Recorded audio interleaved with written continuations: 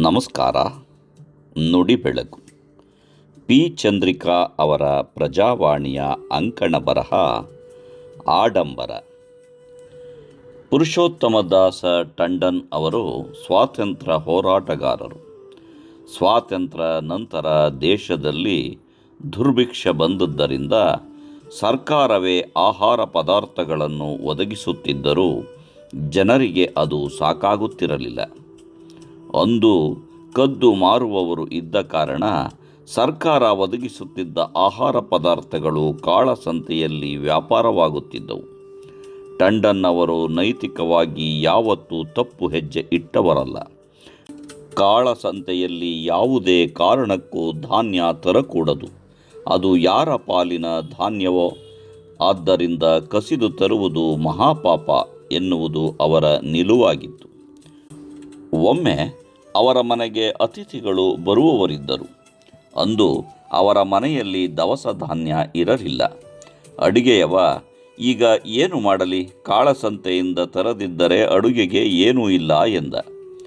ಬಡವರ ರಕ್ತ ಹೀರುವ ಕಾಳಸಂತೆಯಿಂದ ಯಾವ ಆಹಾರ ಪದಾರ್ಥವನ್ನು ತರುವುದು ಬೇಡ ಎಂದರು ಟಂಡನ್.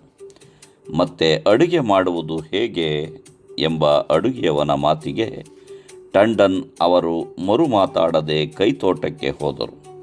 ಮನೆಯ ಅಗತ್ಯಗಳಿಗೆ ಕೆಲವು ಗಿಡಗಳನ್ನು ಅಲ್ಲಿ ಹಾಕಿಕೊಳ್ಳಲಾಗಿತ್ತು. ಅದರಲ್ಲಿ ಆಲೂಗಡ್ಡೆ ಕೂಡ ಇತ್ತು.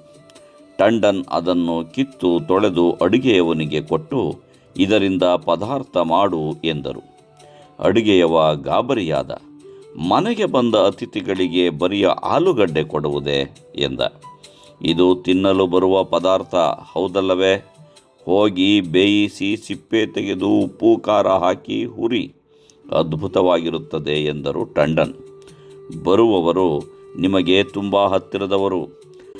ಹಾಗಿದ್ದು ಅನ್ನ ಚಪಾತಿ ಪಾಯಸ ಯಾವುದೂ ಇಲ್ಲದೆ ಹಾಗೆ ಊಟಕ್ಕೆ ಹಾಕುವುದೇ ಎಂದ. ಅಡುಗೆಯವನಿಗೆ, ನೀನು ಅಡುಗೆ ಮಾಡು, ಮಿಕ್ಕ ಸಂಗತಿಗಳನ್ನು ನನಗೆ ಬಿಡು ಎಂದರು ಟಂಡನ್. ಮನೆಗೆ ಬಂದ ಅತಿಥಿಗಳಿಗೆ ಟಂಡನ್ ಕೈ ಮುಗಿದು, ಇದು ಇವತ್ತಿನ ನಮ್ಮ ಮನೆಯ ಊಟ. ನನ್ನ ಮನೆಗೆ ಬರುವ ಅತಿಥಿ ಎಂದರೆ ದೇವರ ರೂಪ. ದೇವರಿಗೆ ಶುದ್ಧವಾದ ಆಹಾರವನ್ನು ಕೊಡಬೇಕು. ಅದಕ್ಕೆ ಯಾವುದೇ ಪಾಪದ ಲೇಪ ಇರಬಾರದು ಎನ್ನುವುದು ನನ್ನ ನಿಲುವು. ಇಂದು ಮನೆಯಲ್ಲಿ ಎಲ್ಲ ದವಸ ಧಾನ್ಯಗಳು ಮುಗಿದಿವೆ. ಈಗ ತರಬೇಕೆಂದರೆ ಕಾಳಸಂತೆಯಲ್ಲೇ ತರಬೇಕು. ಅದು ತಪ್ಪಾದ್ದರಿಂದ ಇಷ್ಟು ಊಟದಲ್ಲೇ ನೀವು ಸಂತೃಪ್ತಿಯನ್ನು ಪಡೆದುಕೊಳ್ಳುವಿರೆಂದು ವಿನಂತಿಸಿಕೊಳ್ಳುತ್ತೇವೆ ಎಂದರು. ಬಂದವರ ಕಣ್ಣಲ್ಲಿ ಹನಿ ಮೂಡುತ್ತದೆ. ಇನ್ನೊಬ್ಬರ ಅನ್ನ ಕಸಿದು ನಾವು ತಿನ್ನುವುದು ಖಂಡಿತ ಒಳ್ಳೆಯದಲ್ಲ.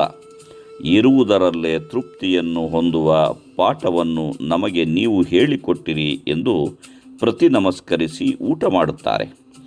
ಮನೆಗೆ ಬಂದ ಅತಿಥಿಗಳ ಮುಂದೆ ನಮ್ಮಲ್ಲಿ ಎಲ್ಲ ಇದೆ ಎಂದು ತೋರಿಸಿಕೊಳ್ಳುವ ಆಡಂಬರ, ವೈವಿಧ್ಯಮಯ ಆಹಾರವನ್ನು ತಯಾರಿಸಿ ಎಸೆದರೂ ಚಿಂತೆ ಇಲ್ಲ ಎಂದುಕೊಳ್ಳುತ್ತೇವೆ. ಆದರೆ ಸರ್ವಹಿತದ ಜೊತೆ ತನ್ನ ಹಿತ, ಸರ್ವರ ಊಟದ ಜೊತೆ ನನ್ನ ಊಟ ಇರುತ್ತದೆಂದು ಕೆಲವರು ಮಾತ್ರ ಅರಿತುಕೊಳ್ಳಬಲ್ಲರು. ಸುಲಭಕ್ಕೆ ಸಿಗುತ್ತದೆ ಎಂದು ಇನ್ನೊಬ್ಬರಿಗೆ ಮೀಸಲಾದ ಊಟವನ್ನು ಕಸಿದುಕೊಳ್ಳುವ ರಾಕ್ಷಸತ್ವದ ಎದುರು ಟಂಡನ್ ಅವರ ನಿಲುವು ಎಷ್ಟು ಮಾನವೀಯ ಅಲ್ಲವೇ? ನಮಸ್ಕಾರ. ಧನ್ಯವಾದಗಳು.